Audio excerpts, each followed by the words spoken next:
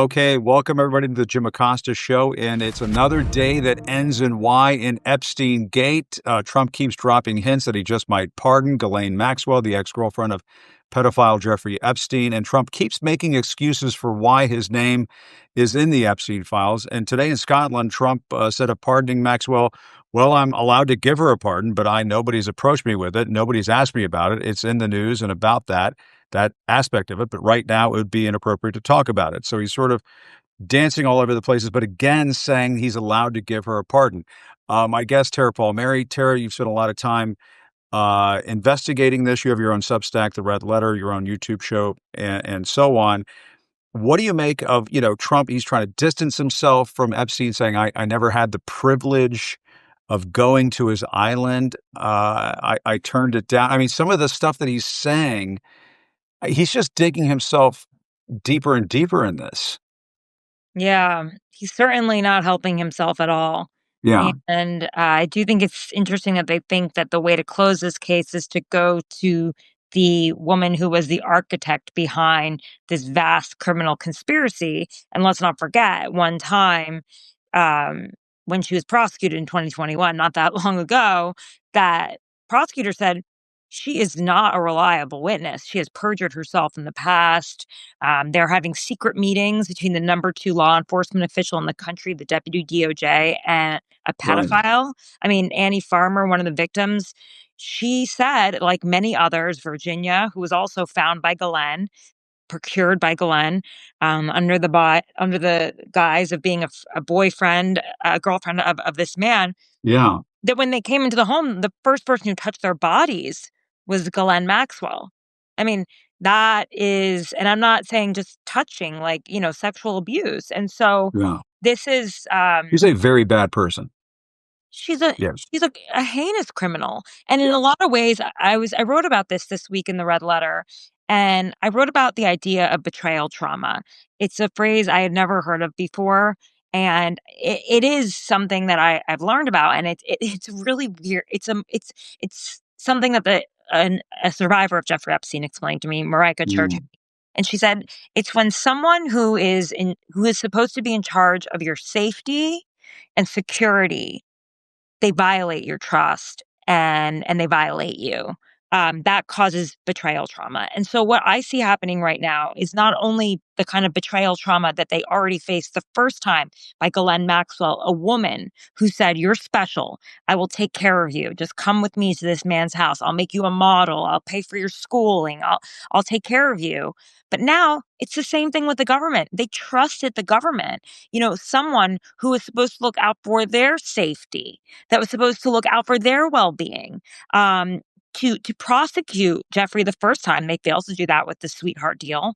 And Yeah. then the second time with Ghislaine Maxwell. I mean, Annie Farmer, for example, has been telling her story over and over Mm. and over again since 1996. And the Justice Department dropped the ball back then in 2008 with the sweetheart deal. And Yeah. she had to testify and take the stand again to talk about what it was like to be 16 years old and be trapped on the Zorro Ranch where Jeffrey Epstein talked about breeding young girls. I mean, Oh, breeding people with young girls, with his sick DNA. And she had to testify and go through that. And like, how you've covered trials. They yes. take a very long time. They're emotionally exhausting. They are re-traumatizing for the victims. And you're going to sit down with her. And the one thing Jim, I've been saying all along, the key to this lock is not Ghislaine Maxwell. It's the victims. They're witnesses, they're eyewitnesses, and their Yeah. documents, if you look at them, so many of them reference men, and the men, their names have been redacted. And that's even in the vaults that you can look at right now on the FBI. And those are Johns that are no longer third party conspirators. Case closed, right, Pam Bondi? Or are we Right. going to trust the girls and what they've said and what they've testified? And or are we actually going to follow up on this case? So, that this case to me is just another case. Trump talking to Ghislaine Maxwell, the DOJ taking her seriously, is another case of betrayal trauma that these women are going through. It's like a truth that wants to be told to Oh, me. This story, it's been buried and covered up, and it just wants to be told. And then today, I mean, he was talking about his relationship with Jeffrey Epstein, and he says, why there was a falling out. And he said, very easy to explain. I don't want to waste your time by explaining it, but for years I wouldn't talk to Epstein because he did something that was inappropriate. He hired help. I don't know what this means. And I said, don't ever do that again. He stole people that worked for me, Trump said. I said, never do that again. He did it again. I threw him out of the place, persona non grata. Do we even know what that he's talking about there? That Epstein hired people that were working for Trump? Well, he did take Virginia Giuffre off the property at Mar-a-Lago. Virginia was working in the spa. Ghislaine Maxwell found her. Virginia said, "I really want to be a masseuse. That's my dream." She was 16 years old in the year 2000, and she brought her back to Jeffrey Epstein's house and said, "Well, we'll teach you how to be a masseuse." And it was, she was being chauffeured around. She lived in Palm Beach. Virginia was from the other side of the Intercoastal in Palm. I don't know if that's what he's referring to, but Yeah. But he makes these mysterious comments, and I never had the privilege of going to his island. What does he mean by privilege? I mean, it just, yeah, I know the it's very stuff strange. he's saying is so odd.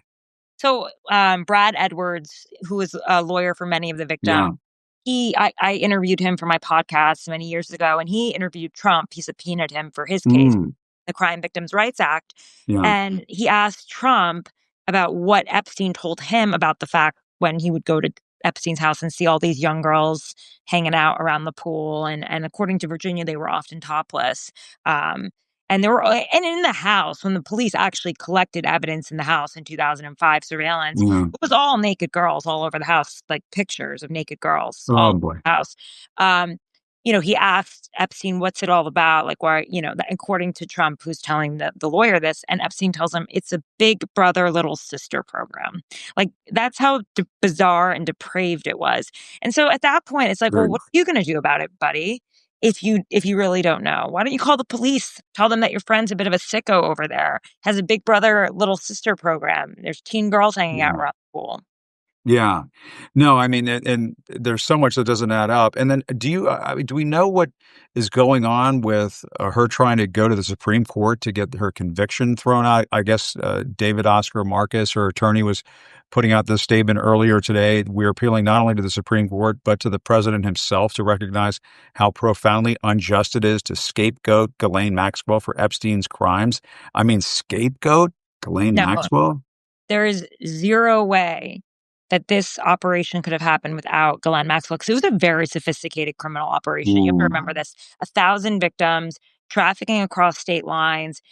As Ghislaine liked to brag to her friends who have been on the record in my other podcast, Power the Maxwells, you know, she would brag that Jeffrey had 24-hour erections, needed to have 3 orgasms a day. And so she was in charge of procuring these girls.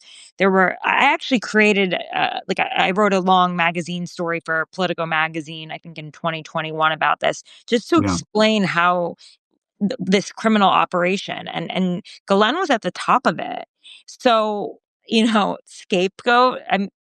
Yeah. None of these girls would have none of these girls would have walked up to a 50-year-old man's home and walked in the door without a woman in Ralph Lauren, Oxford educated, with a little Yorkie named Max, guiding them in. Yeah.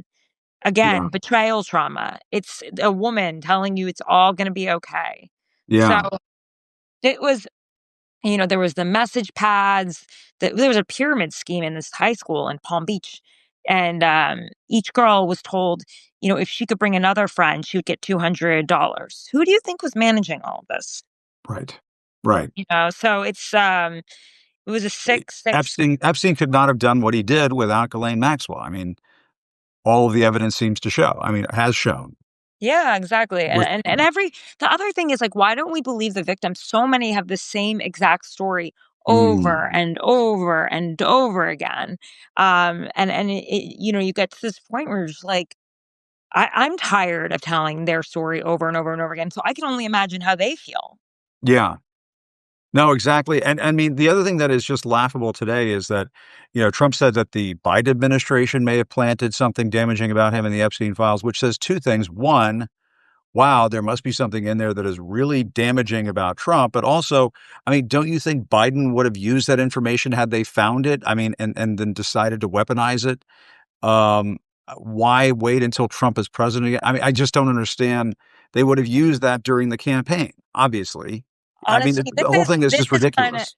uh, Jim, what I know about this case, because I've talked to a lot of the victims, I know a lot of the names. The victims have their own lists of men that they were trafficked to. This is a Pandora's Yeah. box that opens up a lot of allegations against a lot of very powerful men on both Mm. sides, on both teams. Yeah. Yeah, and You know, Trump was throwing out Bill Clinton's name and Lawrence Summers' it's name. I mean, not good for it's not good for anyone. So I yeah. understand too why Democrats would want this to go away. This is Yeah. the kind of thing that would consume an entire administration. This is the kind of thing that could be politically weaponized against either side. And so that is, and I think the collective conscience of the American people know that. They Yes. know that instinctively that this is something that is that is explosive. Yeah. And those are the kind of stories that are swept under the rug. And so do you think he pardons her? What do you think? I mean, because to me, if he pardons her, he's basically admitted, there's something wrong. There's something that he has to hide, and he's in big political trouble. I just, I don't see how. I think he's in a jam. I think he's in a real box here, and I think it explains a lot of his behavior. Yeah, I mean, it feels like Yeah. it's we feel like we're going down that route. Feels like Yeah. we're laying the groundwork, softening the soil.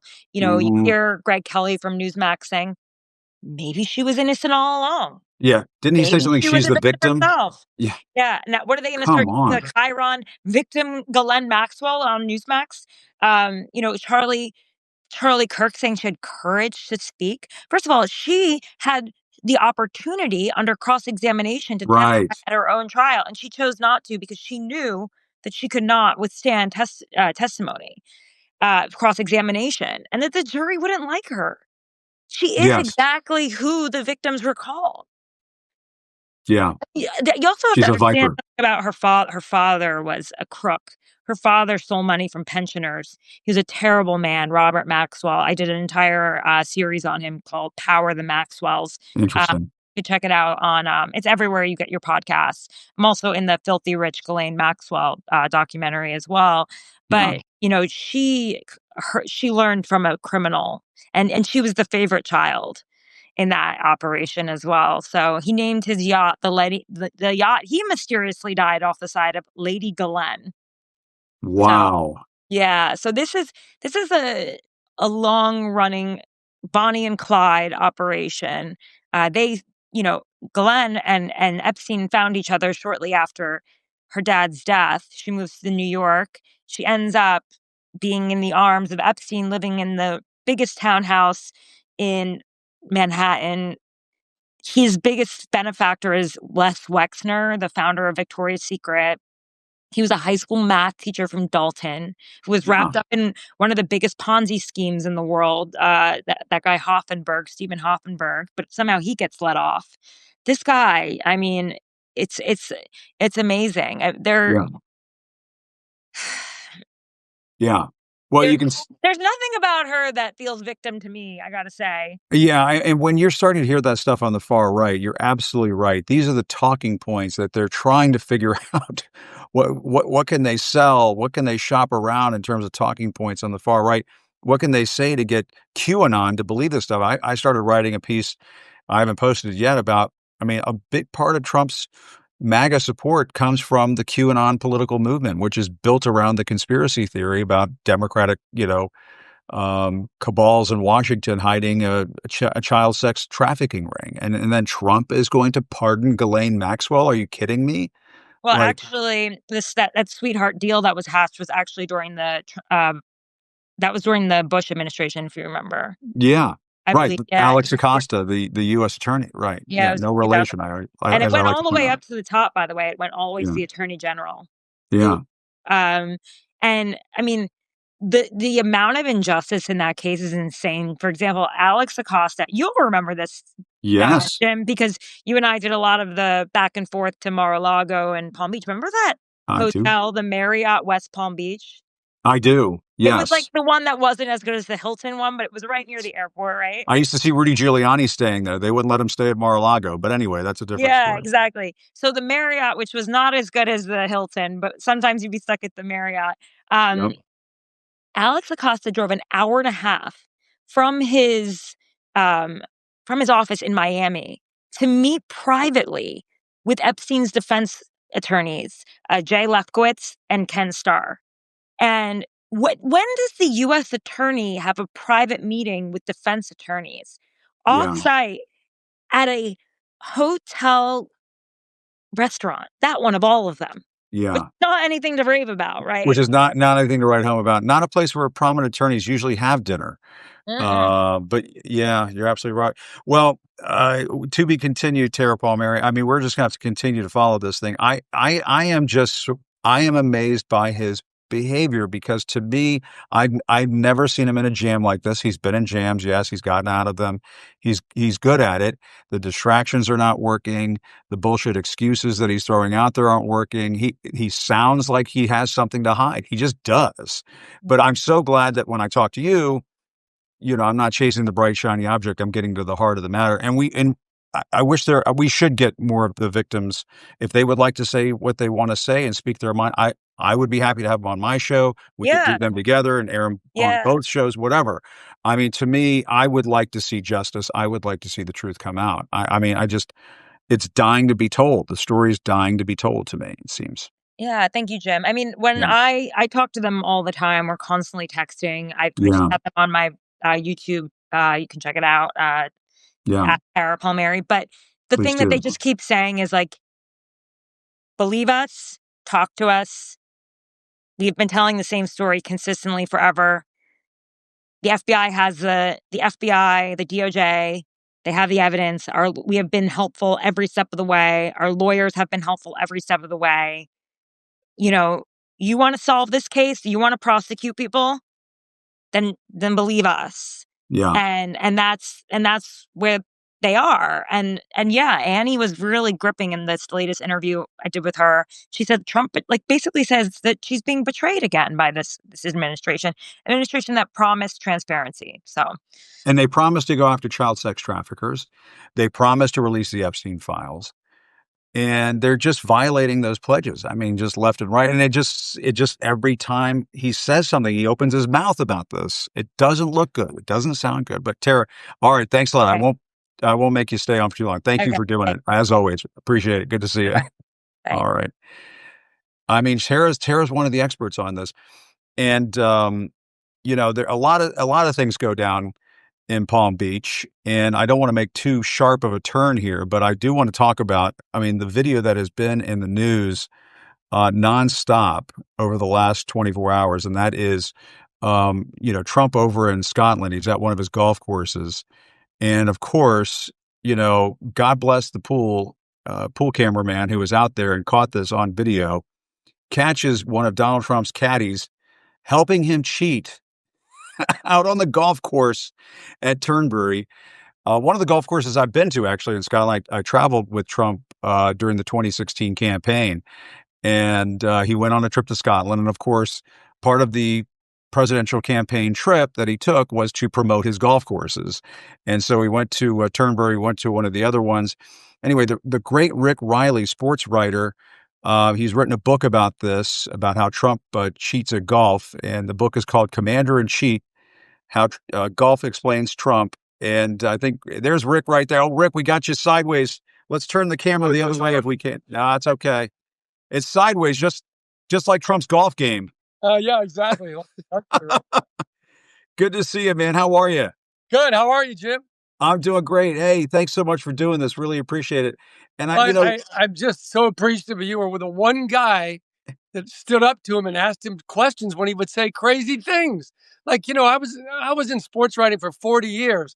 If a coach got in front of us and said, "Yeah, we just won 3 World Series titles in a row," and you'd go, "No, no, you didn't. Why are you saying that, sir?" yeah, But no one seems to have the guts. Why is it so hard? Rick, I wish I knew the answer to that question. I think it can be answered in a few different ways. And you know this because you've been such a great sports writer and an observer of the world of sports.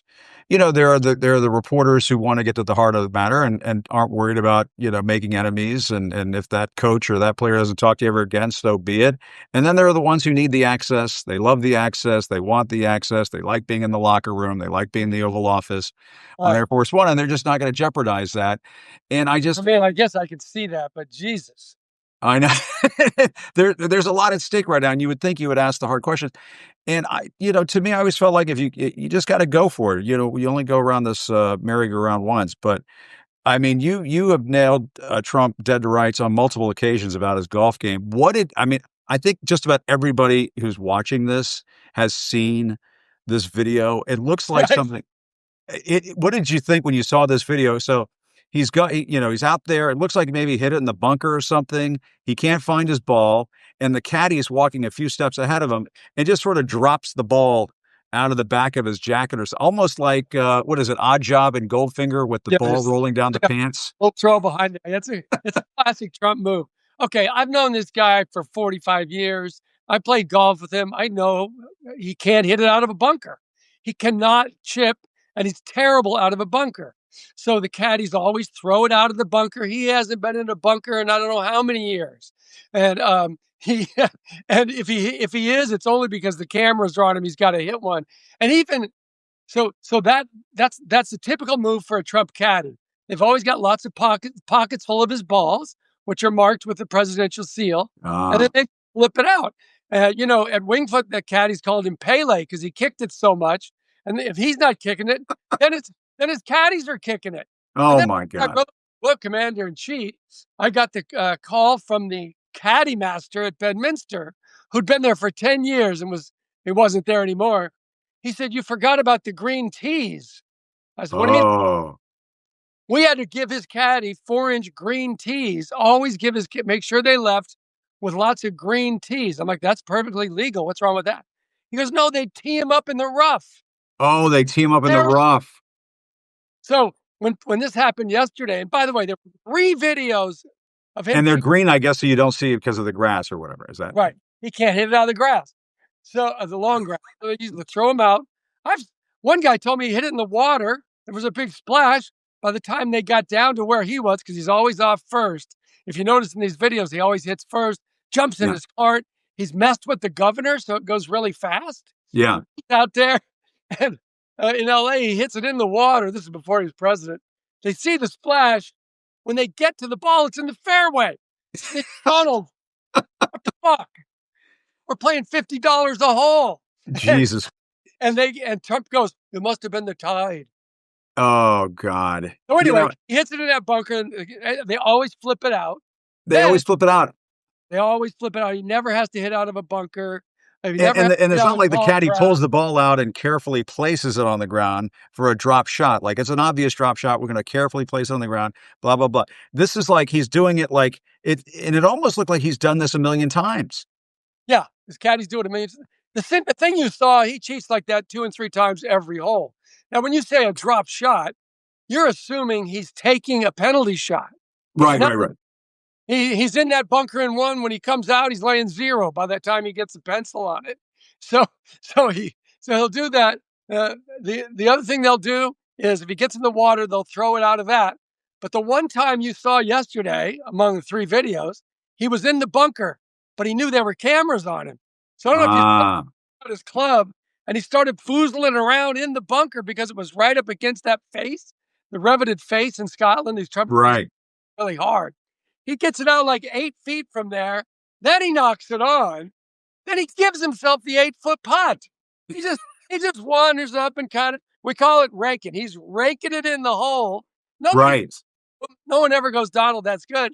He just takes it. He probably wrote down a 4. And if we were at Bedminster or at Florida International, he'd say, "Yeah, I just won the club championship.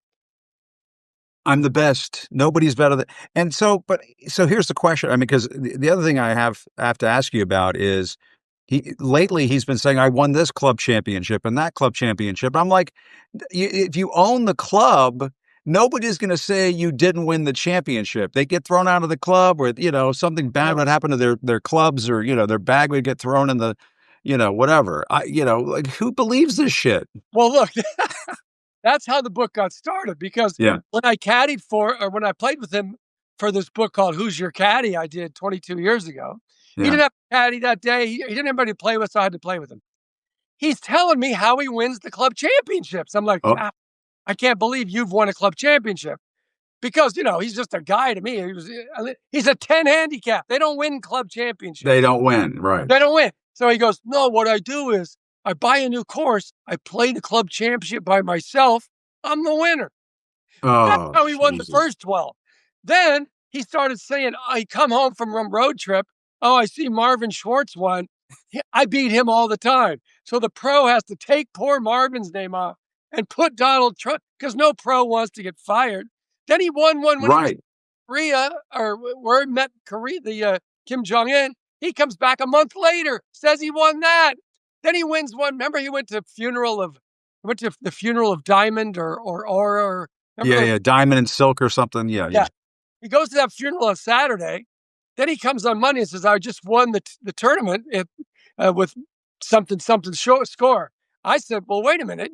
You were at a funeral Saturday, and I know it was a two-day tournament. So finally, someone had the guts to say in the press corps, how'd you win this when you were only in Florida for one day of the 2 days? He goes, I shot a really good score earlier in the week, and I brought that over. Wow. And so, I mean, one of the things that you say in your book is that this explains how Trump, does everything else in life. This explains who he is. What did you mean by that? No, I was close with Arnold Palmer, and yeah. he had this thing in business. He wouldn't do a business deal unless he played golf with the guy. So if it was an airplane deal, a sponsorship deal, a course deal, he had to play golf with the guy. And I said, why? He said, because how a guy behaves on the golf course is how he's going to behave in business. So if he's cheating you, he'll cheat you in business. If he's fun, if he's nice, if he plays by the rules, he'll be good to you in business. And even if he sucks. Even if he sucks, he'll be like, I suck, Yeah, but that's me. I suck at golf. I can't hide it. Trump. Yeah. He never liked Trump because he hated the cheating. Wow. He hated the cheating. And people call him on, every time people call him on it, they've come up to me and said, I caught him cheating. Well, what'd you say? I said, Donald, we're not going to have that. We're playing for money. And what does he say? And they all said the same thing. They all go, hey, I cheat on my wives. I cheat on my taxes. You don't think I'm going to cheat at golf on my course? And that's how he does it. Jesus Christ. So anyway, Unbelievable. I always say golf is like bicycle shorts. It reveals a lot about a guy. And his game reveals everything you need to know about him. He will cheated Tiger Woods. He cheats his kids. He cheats his best friends. Jim, he has to win. There's something in his brain. I know one guy beat him out of $20, Sam Farmer. He finally gets Trump to get out the money and give him a 20, and Trump won't let go of it, and the 20 rips in half. The 20 in half, because he just has to win. There's something twisted in his mind. There's something certainly twisted in his mind. And you mentioned Arnold Palmer earlier. I'm sure you've heard the comments from Trump recently talking about how big Arnold Palmer's dick is, or whatever the hell. We can say all this in Substack. It's not my old place. What in the world is going on? One of the greatest guys we've ever had in golf. Everybody loved him. Like, if Arnold borrowed your locker at a course for a tournament, he'd leave you 4 shirts, 4 dozen balls, 4 gloves. He was the greatest man. And then to do this despicable thing about Arnold Johnson is ridiculous. Yeah. So, I mean, he's just leaving a big, orange, ugly stain on the golf I love. Like, I don't know much about politics like you guys. Yeah. But I know if a guy's going to cheat to beat his friends in a tournament, he's definitely going to cheat to win an election. He's going to cheat on his taxes. He's going to lie about how he did in COVID. I mean, have you ever heard the GE building story? I've not heard that story. No. What? So God. Trump Tower, right? And the GE building is 51 stories. So he wants to build me a 52-story. I want to be built. It's across the street. I want to be 1 story taller. Well, they can't do it. There's some kind of coding, some kind of zone. They can only do something in the 40s. Yeah. So when he opens it, it's 54 stories. And the contractor comes up and goes, "Why are you saying it's 54?" He said, "I skipped the 20s. Oh, There's God. no 20 floor, 20 through Of 29 course. in Of the Trump." course. Yeah, okay, and that's all fine, I guess, you liar. But Yeah. then there was a fire at Trump Tower. Remember that fire? Yes. And they said, "What floor are you? What floor are you on?" "I'm on the 44th floor." And the fire department came. There's no fire on the 44th floor. So Yeah. it was a big problem. Well, and So this is the reason why he got in this is why he got in all that trouble for, what was it, insurance fraud and all of he was accused of all this business fraud in New York because he was exaggerating the size of apartments and so on, and he was including, like, the elevator shaft and stuff. I mean, you're absolutely right. Any place he can cheat, he will cheat. everything gets the Trump bump. Everything Yeah. gets the Trump bump. Like he introduces me around like this guy owns Sports Illustrated. Like, no, I don't. I'm just a sports writer. Why are you saying that? Oh, it sounds better. So anyway, were you there? Did you watch him with the flag raising thing? And Oh, every yeah. guy, he puts up this ridiculously oversized 100-foot flagpole, I 100 saw yes. foot flag, right? It's against all zoning, every course. And you want to sue me? You want to tell the people that you don't like American flags? So they let him put them up. Yeah, We he's done the same thing over at the White House. He's got they just put these giant flags up at the White House, and it's basically to dare every future president, "Oh, you don't like America, you're gonna take my flagpole down."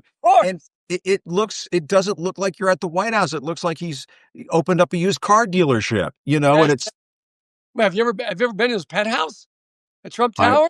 thank God I've not, Toilet no. gold. The piano is like white with gold keys. And I play piano. Right. And I It's sat like down to play it. And I said, "Whoa, Donald, this piano is so out of tune." "No, it's not. That's the best." "Well, it's out of tune. Sorry, buddy." Years later, he tweeted something about Rick Reilly. He doesn't know a tuned piano when you're. oh, so he doesn't forget. You're And absolutely right about this. back to this flag thing. So he's Yeah. standing in the White House, new flags going up. The last we checked, he had 23 club championships. He has 0. He's never won one at a course he doesn't own with the pro that he pays. So he's got 0. So he turns to the lady next to him and he goes, "Can you believe I've won 33 club championships?" He skipped all the 20s. Guy's nuts.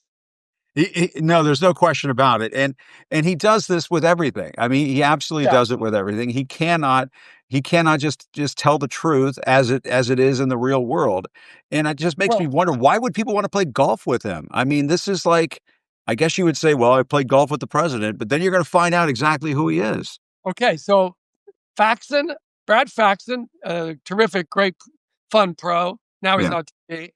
And he were in a match against Dustin Johnson and Tiger Woods. And I said, "Why would you guys play with this guy? You play by the rules." And he goes, "We all wanted our own story. Everybody's got a story. We didn't have a story." So anyway, they're playing. Dustin and Tiger hit him from the back tees, Trump and Faxon from the front, and Trump's getting like 8 shots. So they're on the right, Tiger over here, Trump chunks it in the water. And Faxon goes, "That's all right, lay up, maybe you'll make a 6." He goes, "No, throw me another one." Oh, Faxon's like, "Throw me another one?" "Yeah, throw me another one. They didn't see." So Faxon throws him. This is Tiger Woods over there. Faxon throws him another ball, chunks that in the water, lays it up finally, knocks it on the green. He's got about a 6-footer. And Tiger says, "What's that for, Mr. President?" And Trump goes, "This is for par." so let me ask you this because I've talked to people who have said, "Oh, no, he's actually an okay golfer. He's a decent golfer." Are Yeah, they just full of shit too? Are they just no, he's fine. He's oh, 79 years old. He's out of shape. He's Tiger, Annika, Fred Couples. They all say he's about 11 or 12. That's yeah, pretty dang good, right? He's yeah, pretty good for his age at golf. What pisses me off is that that's not enough. right. He's got to win club championships against the best young players, not give any strokes. My God, this guy, that's faker than Velveeta cheese. My God, this guy cheats like a 4-year-old playing solitaire. Yeah, you In fact, called it's like the 3-card Monty. You said it's like the 3-card Monty in your book. I mean, it's so true. it It is. is He cheats like a mafia accountant. He's just like with piece of numbers. Like he got caught, and this happens all the time with him. the Trump bump goes both ways. So he was telling people, this course, I think it was up in Westminster. This course is worth $100 million. We put in $100 million in this course. And yet, when he goes to file the tax worth of it, he filed for $2 million. Right. So they caught him out like, well, which is it, Donald? He forgets the lies he tells because it's so many. Yeah.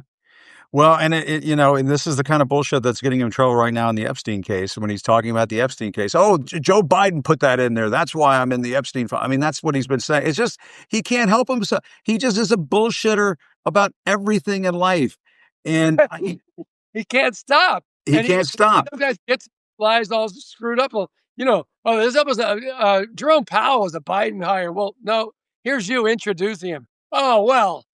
They faked that. I don't know what he does. Then the thing with Jerome Powell the other day.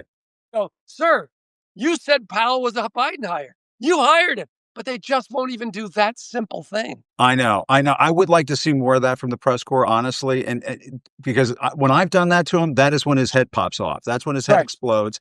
He cannot be, and it goes back to what you're saying. He cannot handle being told he's a liar. He cannot handle being told he's full of shit. And he even admitted to Leslie Stahl, I call the press fake news so people don't believe what they say. He admitted that he admitted to this to Leslie Stahl back in 2016 or whatever. That's the most crucial point of this whole thing, that he told Leslie, this is what I'm going to do. That's right. He'll make up huge lies and say the press is lying and they're public enemy one. So when I do stuff, they're not going to believe. And it's worked. Yeah. If only we could have Judge Smales from Caddyshack as president instead. Ted and I. Keep it fair. Keep it fair. Keep it fair. He also would drop the ball and kick it along and that sort of thing.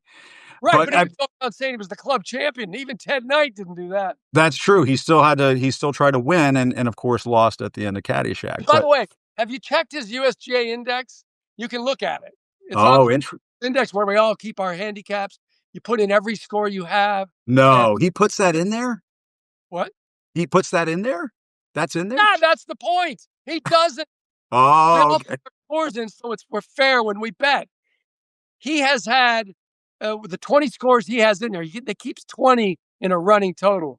It's taken him like 30 years. And then what he does, he lies about the how hard the course is, manually screws with it. So the course is like 150 slope, which is like impossible. Yeah. Because he shot 68 there. And that's how his handicap is 2.8. I mean, if he's at 2.8, Queen Elizabeth was a champion pole vaulter. Yeah. Why? Exactly. Like 2.8? So I got $100,000 standing bet. He and I play anywhere in the country except his courses. The USGA picks the caddies. Yeah. With camera and a rules guy with us. And I give him he doesn't have to give me any shots. I'm a 6. He's a 2.8, $100,000 to charity. And he's been strangely quiet about that. Interesting. Isn't that interesting? Well, if he ever takes you up on that bet, I just want to have the exclusive rights to cover it. You got it. You got it. Deserve it. I'll hire all the cameras out there. I'll make sure we keep an eye out for those green teas. I want some of those green teas. I want a bag of those green teas. I'd get it. But only on the tee box. He's used them out in the rough. It's so crazy. Man, Rick, I really appreciate it. You're doing the Lord's work out there. Thank you for what you do. And the book, I will say, and I've heard from so many people who have said, I read a lot of stuff about Donald Trump. This is the thing that explains him better than anybody. Yeah. Because it's something we can all relate to. Or old Republican white guys come up to me and say, I was a Trump backer. I was a Trump donor. I read Commander in Chief, and I'll never give to that son of a bitch again because I hate golf cheaters. You know why? You know why, Jim? Because it totally reveals who you are. It's true. Cheat at. You can't. Well, and you want to go out there and play golf. You're a busy guy. You're a businessman or whatever. You go out there and play. $20. Yeah. Yards over here. I know you're not going to screw with it. I'm not gonna. If I give you a little 2-footer, okay, but you don't take them because we're friends and we're gentlemen. And women do it. Everybody plays by the rules except this son of a bitch. And he's become to represent golf. And it just makes me want to eat bees. Yeah, you and me both, man. Oh man. All right. Hey, Rick, great to talk to you, man. Good stuff. All right, thanks for having me. keep doing what you're doing, and let us know if you ever get that call about the game of about that round of golf. I want to be out there for that. Thanks a lot, Rick. Good to see you. Take care. All right, that's the great Rick Reilly. Man, oh man, I mean, talk about stories. That is just some great stuff. And it's so true. It does really explain who he is. And when I saw this video over the weekend, I thought to myself, I have got to get Rick Reilly on the show. I mean, it just because, and it's just exactly what Rick was saying. It explains so much about who the guy is and how he literally cheats at everything. And even at something that you're supposed to do just to take your mind off things, the game of golf. But all right, I do want to go to Andrew Buckeye. He works for Whistleblower Aid. He represents whistleblowers. And he is right now working with a couple of whistleblowers, I believe. Andrew can fact check me on this, who are making some pretty serious allegations about Emile Beauvais, one of Trump's former personal attorneys, works for the Department of Justice, and now Trump is trying to put him on the appellate bench of all places. My God, can you imagine? Talk about the fix being in. Let's go to Andrew and talk about this because this is very serious, and it appears that we are within a day or so. It could be coming very soon that Emile Beauvais could be confirmed to become a judge on the appellate bench. And there's Andrew right there. Andrew, great to see you. Thank you so much for coming on. Thank you for having me on today. Yeah, Loved your previous segment about golf and the president. And I mean, I play, it's hit or miss, but if I sometimes drop a ball or just do whatever, because I'm having fun. Yeah. I'm not out there, going like winning the club championship. I'm out there taking some time off from work. Yeah. Well, I'm dropping so many balls because I'm hitting them off in the woods all the time. Yeah. That, I just say, hey, I'm dropping a ball. Put me down for one stroke. But I mean, it does explain Trump so well. It's so true. Yep. But Andrew, I mean, talk about something else that explains Trump so well. The fact that we are I mean, it's difficult to talk about some of this stuff because we're sipping from the fire hose all the time. But the fact that Trump wants to put one of his former personal attorneys on the appellate bench. Do I have this correct that he is attempting to put Emile Beauvais on the Third Circuit Court of Appeals in Philadelphia, an incredibly important job. And you have been representing, I guess, now two whistleblowers who have come forward in this appointment battle and to basically say that Beauvais has directed attorneys to give false information and to defy court orders. Tell us about this. So we represent one. It's kind of getting confusing. Oh, okay. We represented a lot of whistleblowers during the course of this administration. Yeah. But for this particular matter with Beauvais, we represent one. It's getting confusing because you have... maybe there's another one.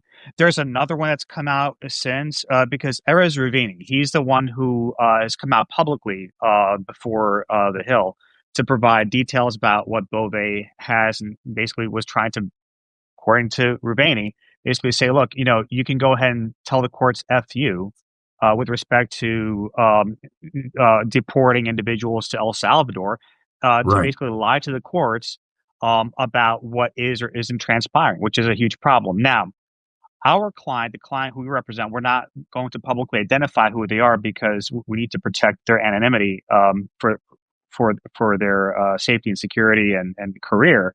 Our client actually filed a disclosure back on May 2nd with the Department of Justice Inspector General's office, which is before Beauvais was nominated, which I think is important because our client came forward because they were really concerned about what was happening, what misrepresentations may have been made to before a federal judge.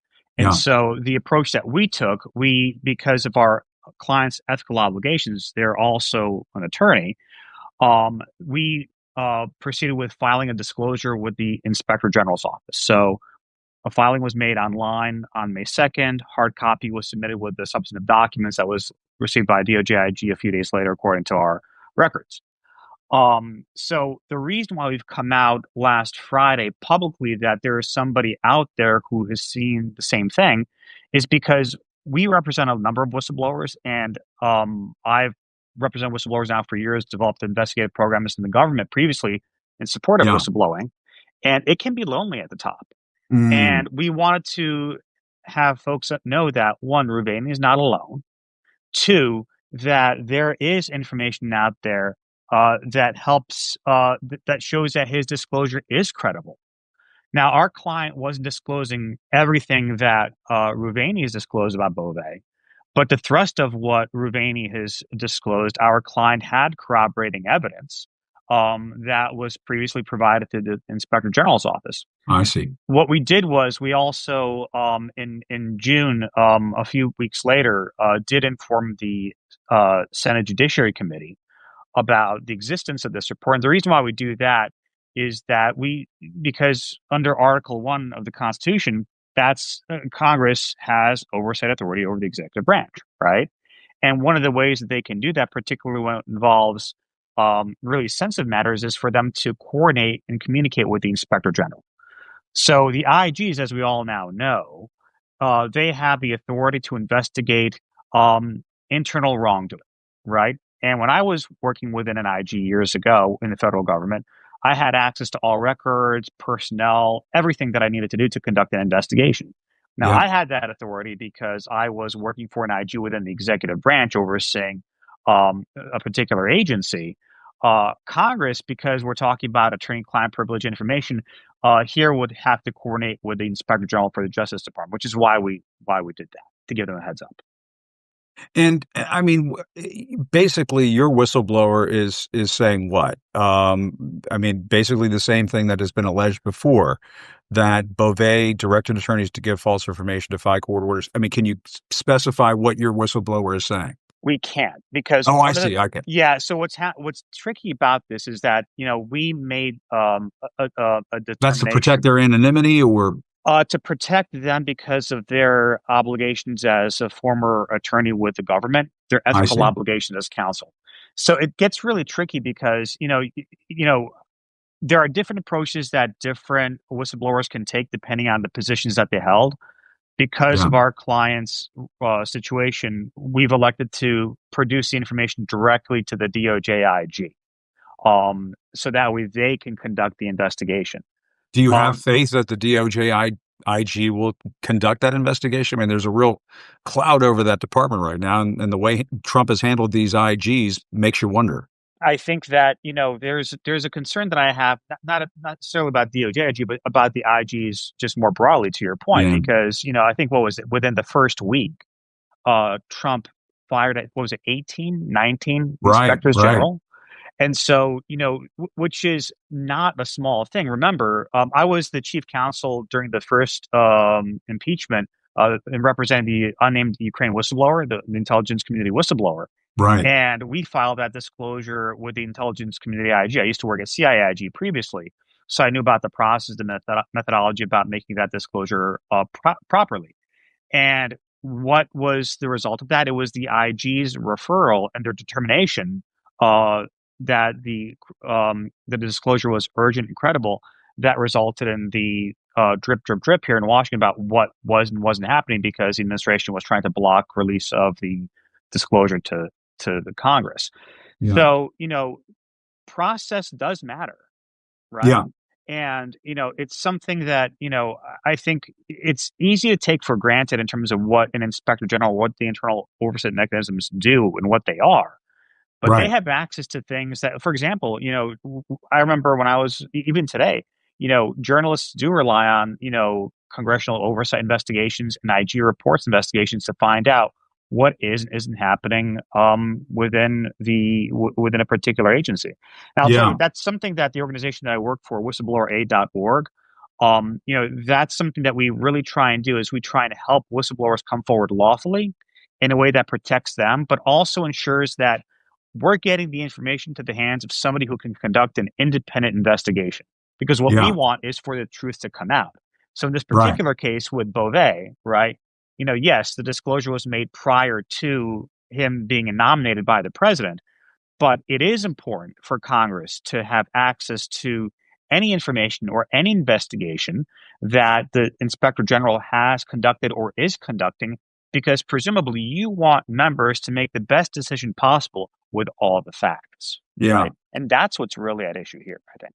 And so what are your thoughts on the Beauvais nomination? I mean, a lot of folks are very concerned about this prospect of one of Trump's former defense attorneys being on the appellate bench and potentially being teed up for a Supreme Court justice nomination? I think there are a number of concerns on my end. So Yeah. first of all, we have the fact that, we have the president putting up for nomination a former attorney of his, which, as we know, and you know this from his first administration, he was angry that that the Department of Justice was not acting as his own personal attorney, right? Right. So, I mean, here we have it. He's hiring his own attorneys to be DOJ attorneys and now nominating them to the bench. So that's one thing. The other thing is that, and I ask myself this, Beauvais has, the FU comment is what everybody's latching onto. He's basically said, if the court is directing us to basically stop sending the folks to El Salvador, FU to the court's determination. Well, he's Right. being nominated to be a judge in the federal circuit, right? How would he feel if he learned that attorneys before him in his court were being told to lie to him? It's kind of ironic here. So it doesn't make any sense. So I do have a lot of concerns there, and then ultimately for the respect for the rule of law. I mean, it's funny. Some of the stuff that we're working on, in my opinion, today, it's not actually that complicated. It's really fundamental things with how our government and our nation is supposed to run. It's really going back to, high school civics. It's not complicated. Yeah. But we're really, working to fight to uphold the very basic fundamental elements of our Constitution. And I think that's where we are today. And I think Beauvais' nomination is an indicator of that. And I guess there's the issue of whether he misled senators during his confirmation hearing. Oh, absolutely. I mean, it's one of the, and we've had a number of cases years ago where we've had either nominees or members of an administration who clearly misled Congress, if not outright lied. And that should be taken seriously. And by the way, that's why, the committees, that's why the IGs exist, is to determine independently what happened. It's really sad when, we're in a situation where we have folks going up in front of Congress and, there's a question about whether or not what they're stating under oath is true. There should be no question about that. Right. But that, I think, really underscores the need for, a strong IG, independent IGs, and a Congress that, really is able to go through and find out what is and isn't true and then make the best decision possible with all of us knowing what the truth is. Yeah. Objective truth. Absolutely. Well, Andrew, thank you very much for the time. We'll see how this nomination develops here. It looks like he's going to get approved and put on the appellate bench, which will be something to watch. But hey, thanks again for doing this. Really appreciate it. Good to talk to you. Absolute pleasure talking to you. All right. And watch out for that golf game. We're all watching. You too. You too. All right. Take care. Thanks. Bye. All right. And, I saw a lot of the comments there. It seems like, folks really enjoyed our conversation with Rick Reilly. I have to say, just he just had me in stitches the whole time. And it does tell you a little bit does give you some insights into Trump that are kind of away from politics, removed from politics, that even in the sport of golf, he lies, he fudges, he cheats, he steals. I mean, if you're cheating at golf when there's money involved, you're stealing. And it takes me back to what we were talking about at the beginning of all of this, in the Jeffrey Epstein case. I mean, when Donald Trump is trying to say they can put things in the file that are fake, who could put things in the file that are fake? Who put things in the file that are fake? This is a guy who right now, as we speak, with the Jeffrey Epstein case, is trying to get his caddy to drop a ball when nobody's watching, so he can get it to the hole in fewer strokes. And it just sounds as though that all of this cheating, all of this, all of these fast ones he's pulled over the years, he just can't get out of what's happening right now in the Jeffrey Epstein case. He can't have his caddy drop a ball, on Joe Biden, or drop a ball on Barack Obama, Rosie O'Donnell, and distract the public with something else. He just can't drop a ball over there to draw our attention away from the cheating that is taking place right before our very eyes. And when he says earlier today, very strangely, I never had the privilege of going to Jeffrey Epstein's island. I never had the privilege.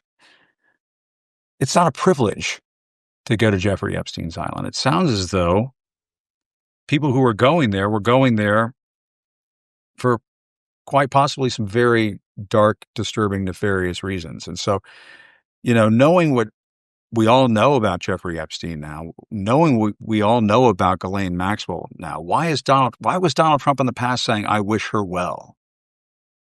Why is he saying now, I'm allowed to give her a pardon?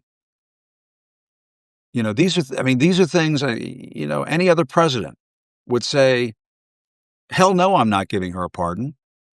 She's in prison. Look at what the Speaker of the House, Mike Johnson, said on Meet the Press over the weekend, that 20 years is probably not enough for Ghislaine Maxwell, given what she's been convicted of doing.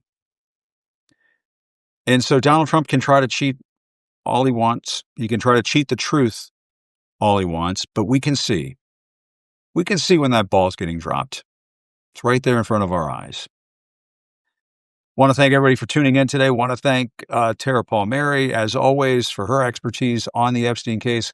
I have to send a special shout out to the great Rick Reilly. Absolutely hysterical. Really enjoyed the conversation with him. A real home run. We'll be clipping that, I'm sure, lots of times and putting out lots of clips on that. And of course, Andrew Buckeye, who is representing whistleblowers, doing very important work here in Washington, and might potentially down the road, didn't have a whole lot of information to reveal today. That's not atypical.